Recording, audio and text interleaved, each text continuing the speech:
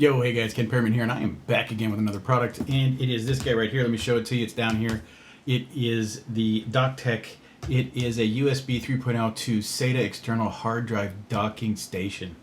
It is what it is. So let's be clear. You know, nowadays everyone's moving towards these guys right here. They're called NVMEs, and they're meant to go into cases to something like this, right, that you can store and use as an external hard drive.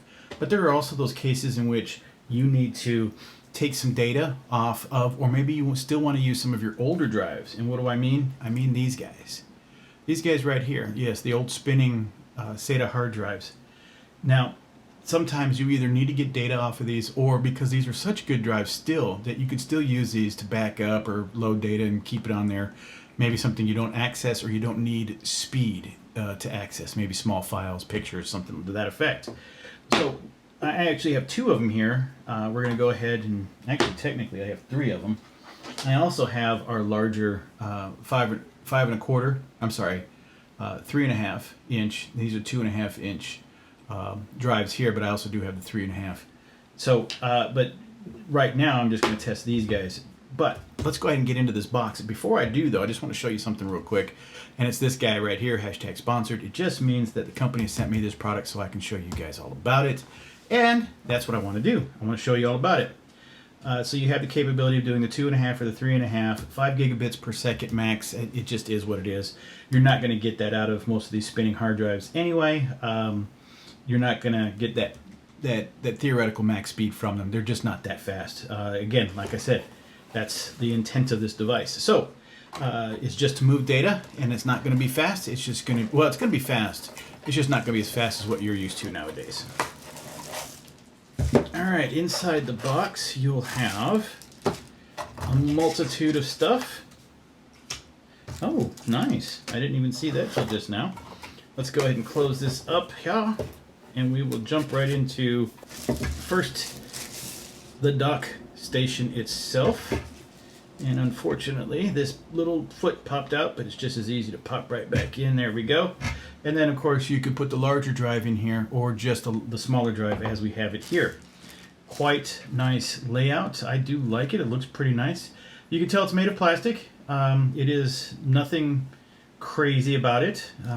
It's actually, no, this is metal, probably aluminum. This is metal on the outside. Very nice.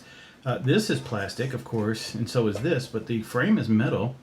You have your USB 3.0, you have the that other style of USB power, and then of course your on and off switch. So let's go ahead and just start right into this.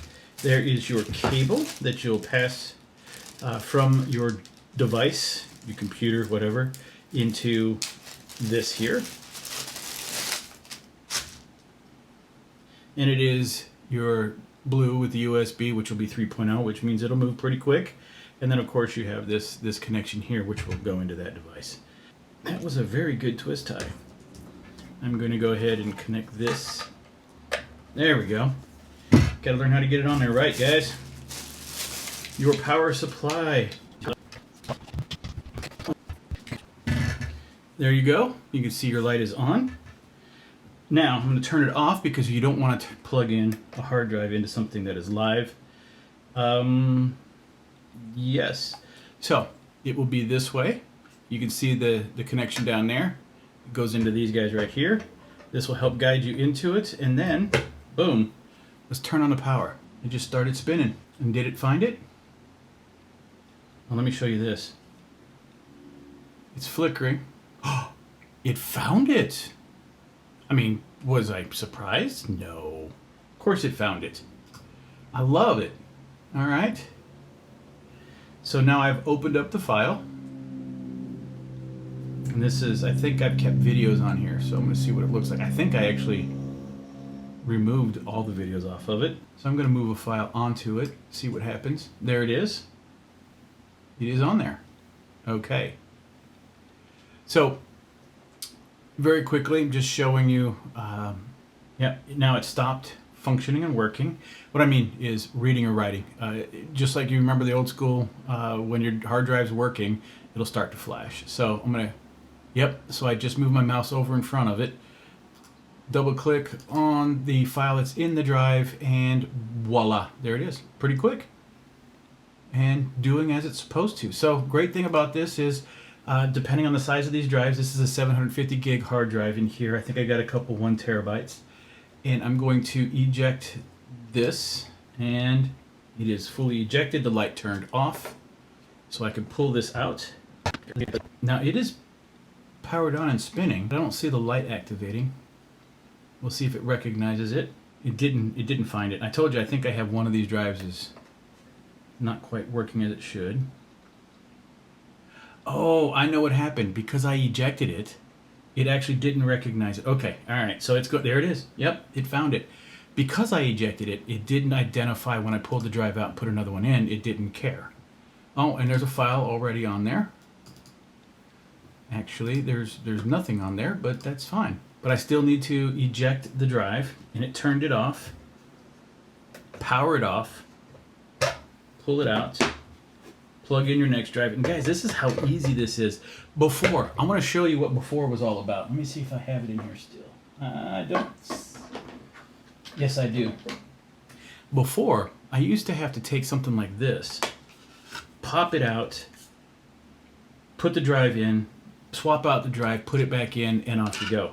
Now, all I have to do, and then of course I have to plug in this into the drives and have it do its thing. I now no longer need to worry about this, and even more so, this is a solid state drive. So even if you're worried that, hey, listen, I need the little spinny drive, but I don't have any of those because, you know, that's too old school for you, and you have these solid state drives that come out of computers, and I actually have a few of those guys right here. Just a press of a button and off she goes. Okay, video 2 loading. Ooh, wow. Okay, well, that's it.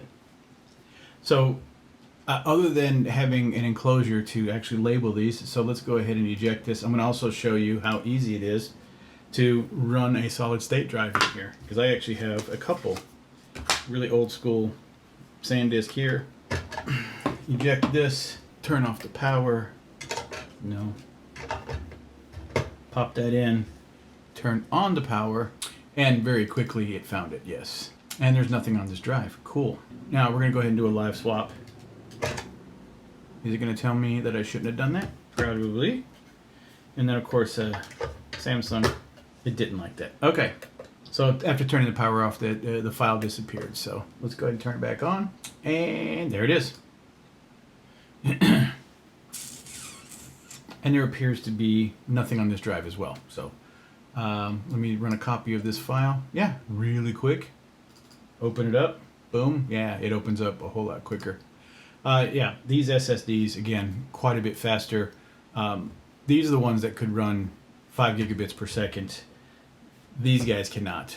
But again, depending on what you're using on these devices, this is what you get. This is what's really cool about these, is that they're you do have to manage by ejecting. If I'm using a Mac here, you'll want to eject the devices so that they turn off, and then you'll want to turn off, pull it out, swap out to your next drive, turn it on, and your computer's going to find it pretty quick. And so, yeah, empty drive, no problem. And I just need to go ahead and eject it. It's ejected and it just turned off. Simple enough. Now, I don't need these guys swapping in and out, putting in devices, trying to figure out. You know, the nice thing is it does have a case. You can put this in, lock it in. You have a case. So you gotta do your thing with these cases by putting drives into it and then labeling them, of course. But you can throw a label on any one of these guys and then just leave them handy, stack it in, pop it in, you're good to go. Pretty simple, pretty straightforward. Running up to 20 terabyte size device in here.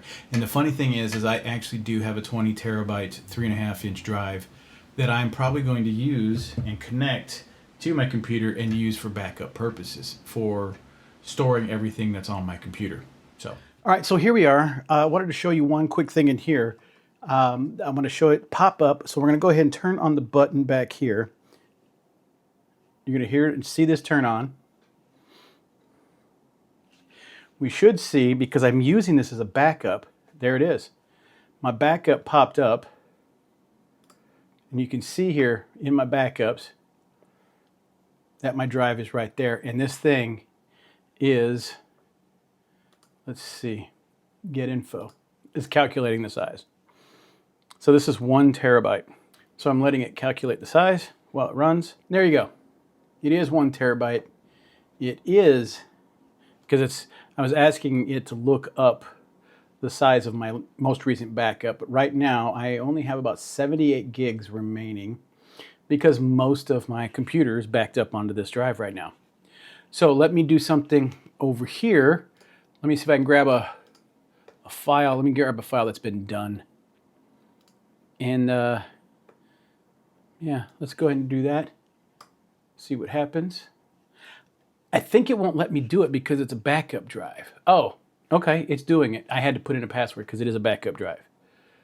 So basically, this is 41 gigs. There's 10 items, 41 gigs. It is, let me show you. It's running, it'll take about 8 minutes. Now, we're not going to watch the amount of time that it takes to run 41 gigs on this drive, right? This is a spinning drive. This is not phenomenally fast. This is the reason why I use things like this with the spinning drive to do backups with. But I'm going to show you one other thing. You're like, oh, Ken, well, why would I want a spinning drive? You know, if it's not going to be fast, I'm not going to be able to get my data over there. Well, as I'm stalling while I'm talking to you, I'm going to pull out my favoritist drive of all. As soon as I find it, there it is right here. Now, this is going to take about 7 minutes. Here's what we're going to do. I'm going to stop it. I am going to move it to the trash. Hold on, let me make sure. Third brake light. I just copied it over. Ugh. Okay, it's gone. Now, I'm going to eject this backup drive. And I think it was the fact that it was running a backup process while I was doing this. So it's going to take a second to eject it. Okay, let's just eject it now. There we go. Okay, now it has been ejected. What I find is cool is when it's spinning, because it's got some weight to the discs in there. It's like, whoa, you can feel it kind of, yeah. Anyway, that's not important.